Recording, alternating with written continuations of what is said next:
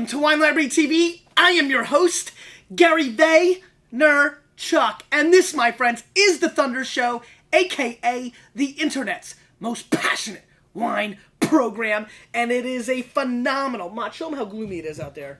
It's gloomy. It's pretty gloomy. It is gloomy, but it is not gloomy in my heart. Oh, no, siree, Bob. Because my New York Jets and Mott, show them all that stuff back there. Can you do a full 360? Kick it around. Pick it up, Mott. Pick it up. Let's show them all the different Jet stuff. Look at this. All this stuff. No. Chad, who's now Dalton Boob. Jets and Don Maynard and Mangold. Over here. Tons there. Helmets. There we go. Helmets and different things. And over there. Lots of Jet stuff over there. Broadway Joe. Mott. Alright, so I am in a tremendous mood for several reasons. One, I'm back in the Thunder saddle. So I apologize. Listen, I get it. People are getting riley. Forget about the comments, Mott. There's only a couple hundred there. The amount of email that I'm getting bombarded with on Facebook, direct messages on Twitter, and email. Guys, we're in good shape. It was just like family illness. Not everything's fine. I then got sick. Everything, it's just all this stuff at once. Bad couple of weeks. I know we had 2 full weeks now off. It's very unheard of for a 5-year run of Wine Library TV. I heard people mad at me for not being a man of my word because I've had 1 more guest than I was supposed to this year. I apologize. But if you've been watching this show long enough, you know when I say I'm going to have 6 more guests that year, I'm going to have 11 because that's just how I am. Of course, I care about other things, but I always have, and I still very much care about this show. And I'm here. I'm not going anywhere, at least for the short term. Just kidding. Okay, so the Jets win. I was out last week, so I didn't get to rub it into Dale Cruz's face or all the other, dirty Patriot fans. But I am here this Monday, so I get to rub it in Sarno and Brian T. and all those dirty fish fans. I'm in a good mood. I'm in a tremendous mood because my Jets have persevered. We've had all sorts of angst and all sorts of chaos, and I know, and Mott gets mad at, the coach and this and that. But listen, here's the bottom line. It's a marathon. I'm not going to gloat. The Broncos were 6-0 last year. The Giants were 5-0 last year. They did not make the playoffs, but we are very short-staffed right now. Calvin Pace is hurt. Darrelle Revis is hurt. We've got Santonio Holmes that's still going to come, who's a pretty good player, but good wide receiver. I think the Jets are going to be interesting. We just played a bunch of our tough games. Tough schedule this year. We've got the Packers and the Vikings and the Texans and the Steelers. So it's going to be a tough year. 3 weeks in, I'm happy. 2-1 is better than I thought. I thought we were going to be 1-2 and still finish 11-5. I'm still sticking to 11-5 because now the Steelers are better than I thought they were going to be. The Texans might be slightly better. The Bears might be slightly better. What's the matter, Mott? I'm going to need a pen. Oh, look at you, Mott. You are good.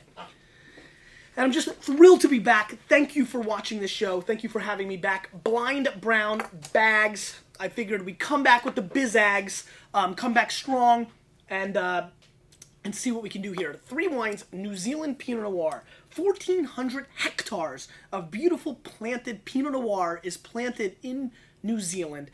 Central Otago, Wapara, and Marlborough are the 3 regions that are really kind of exciting in New Zealand. And what's fun for me is, in context, there's only about half as much Pinot planted as the rising big star of, well, not rising, falling big star of New Zealand Sauvignon Blanc. So for me, what's intriguing and interesting is that there's half as much Pinot planted in New Zealand as there is Sauvignon Blanc. I would have actually thought it was much less, far less. Most people are not even in a place where they've had a New Zealand Pinot Noir yet. Central Otago is really the place that's gotten the most attention from the serious wine critics. But for me, I'm really just darn impressed with that much Pinot in comparison to the Sauvignon Blanc, considering Sauvignon Blanc is such an inexpensive price point product, $8 to $15, where the Pinots really, from New Zealand, are really pushing the $18 to $40 price range. So it's a very substantial part of the wine growing region in New Zealand. It is the varietal that has been the darling of the industry for the last almost half decade, maybe even more, since Sideways came out. It's probably tailing off a tad right now.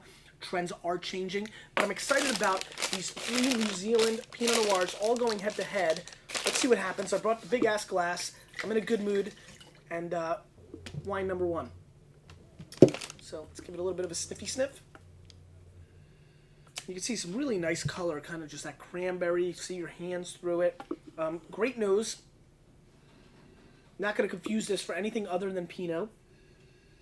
Little smokiness. I get a little bit of like sweet tobacco. Kind of like dip. You know, I've never really, dipped. You ever dip?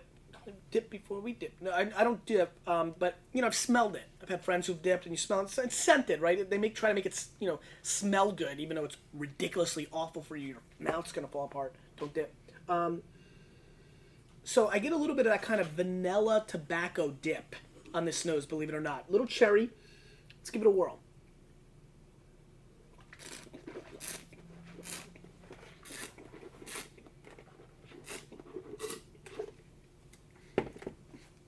Good body on this Pinot. Got a little more oomph, a little weight. This is not coming across Burgundian. Definitely more, almost Oregon style. We always get the Oregon people coming. Here we go. Really nice polished, good medium body, finishes strong. A little high in the alcohol, but a solid bottle of Pinot Noir. Not the worst thing I've ever had. I kind of like it. Good structure, good balance.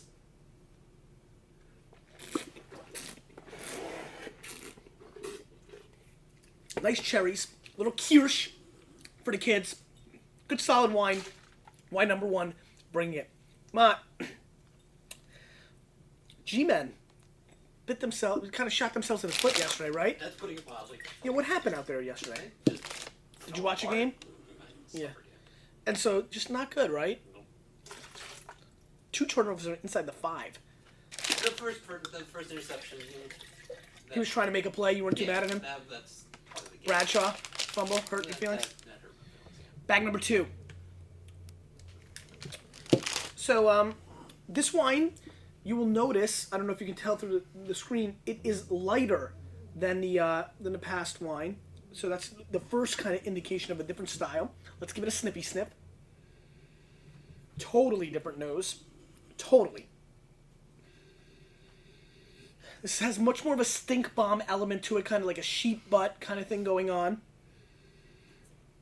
Yeah, very, very gamey and earthy. Less fruit, less cherries, more stinkopotamus.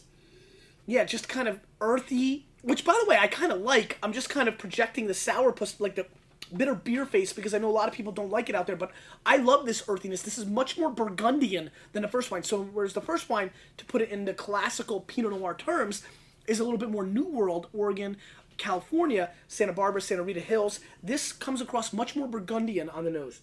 Let's give it a whirl.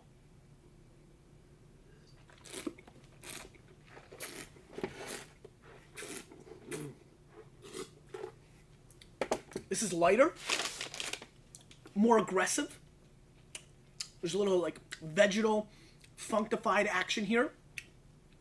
Beautiful, beautiful raspberry flavors on the mid palate of this wine. This is much more Burgundian, classic. I like it a little bit more, especially because of the vegetal component, though you have to know what you're getting into. So this is much more fruit on the first one. Second one's a little bit more earthy, vegetal, Burgundian, old world. Place for both of them on the palate. So far, both wines are very solid, well-made wines. So I think that's important. It's unusual for us. Yeah, I know. We're doing well. I saw your reaction. Yeah, the brown bags have been brutal this year.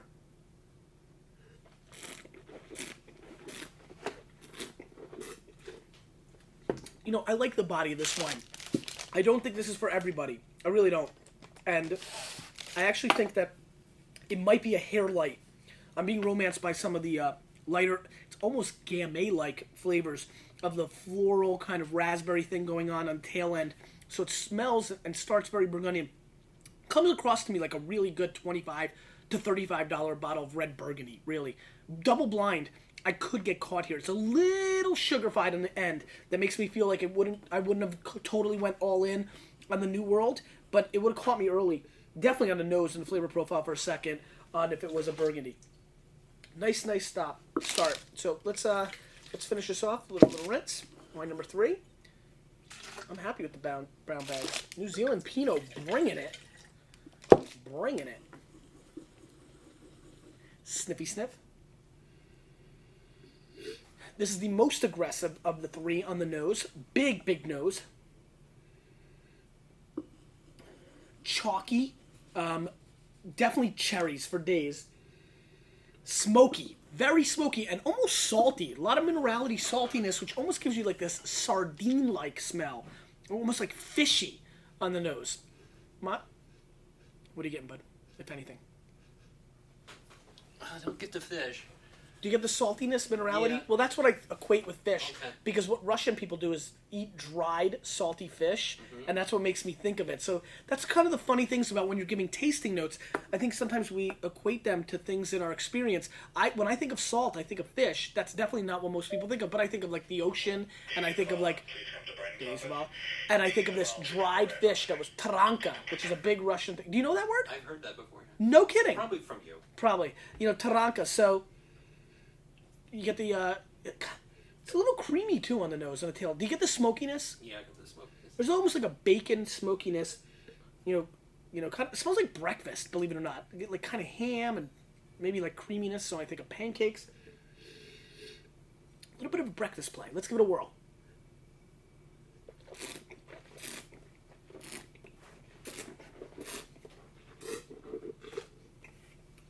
This has by far the most minerality. That's where that salty kind of chopped rock, sawdust, chalkiness comes through. Well made, little blueberry kind of flavor on the tail end, which is kind of interesting. This is not my certain cup of tea, but I'm going to tell you something. This is a very good show. As brown bags go, and you guys know, we go brown bag a lot. We always go like 0 for 3, 1 for 3 sometimes. All three of these represent a style that I think people can wrap their head around. This would probably be the most disappointing to me because I don't think it's as well made as the last two. I think it's a little jaded and jagged, but it's okay. It's got good components. It's not quite put together. Maybe acting the youngest of the three wines, but not awful, and a very, very good show. And this is how I rate them. Winner, second, and third place. So let's unveil these wines.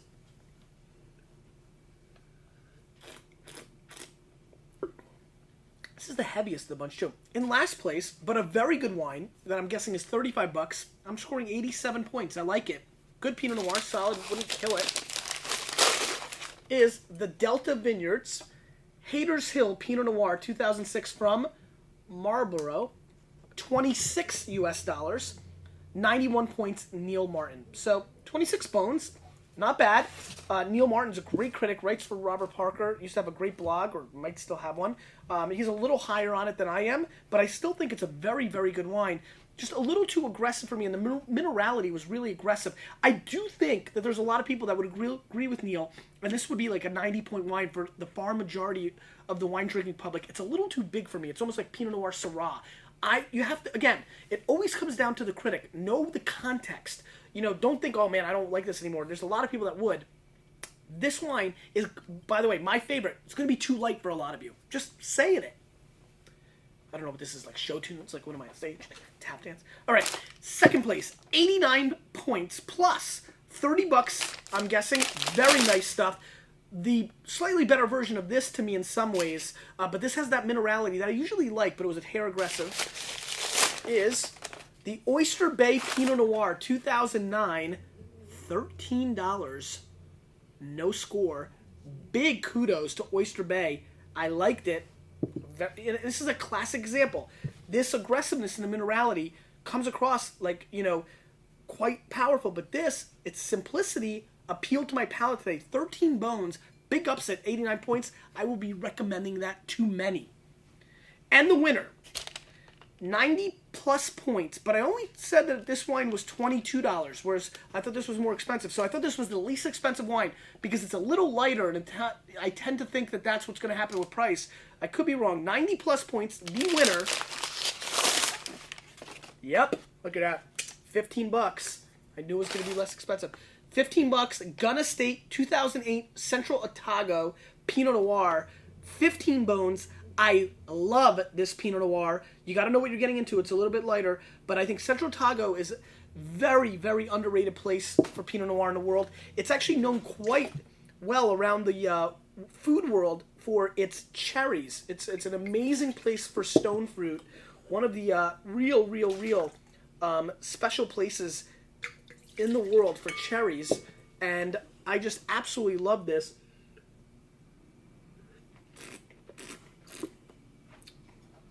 These two wines came in first and second and equal the price point of this wine. Though you could see, as I was explaining it, I do think a lot of people would love this wine. And I do like, again, 87, 89, 90 plus, nitpicking, really fascinating results. This, my friends, is a home run from gun. Like how I did that? It's a little hip hop. Good show. Nice way to get back in the saddle, enjoying the wines for a change. And I've been actually down on Pinot Noir. Kudos to New Zealand. It's time to pay attention. Question of the day. Your favorite New Zealand Pinot Noir? That's a little side question. And more importantly, because I miss you, I feel like so out of the loop. You guys were kind of gone in August. I've been choppy in September. How about a recap me? That's the real question today. You can tell me the New Zealand stuff, but recap me. How have you been? What you been up to? I'm flying to Minnesota, so I'm going to try to come in and leave some comments on your comments. Let's do a little engaging in the comments section. That's what Disgust lets us do. Some people are mad at Disgust. It gets, they have to clear their cookies. It's been getting better. I'm pretty sure I figured it out. You have to get your Internet Explorer up to the most current version. Is that right? And that's it. Okay, cool, Mod. Thank you. Anything else you should tell the community? Stop being mean to me? I'm just kidding. I love you guys. We missed you, seriously, quite a bit. And please, just give me a little recap. What you been up to? What have you been drinking? You can give me a little football crying tears or happiness. What are the kids up to? Miss you guys. I want to get back in rotation. Leave some comments. I'll leave some. And thank you so much for watching the show. You, with a little bit of me, find this one. Actually, you can find this too. 90 plus point New Zealand Pinot Noir. You, with a little bit of me, we're changing the wine world. I promise. It's happening. Did you see it? See ya.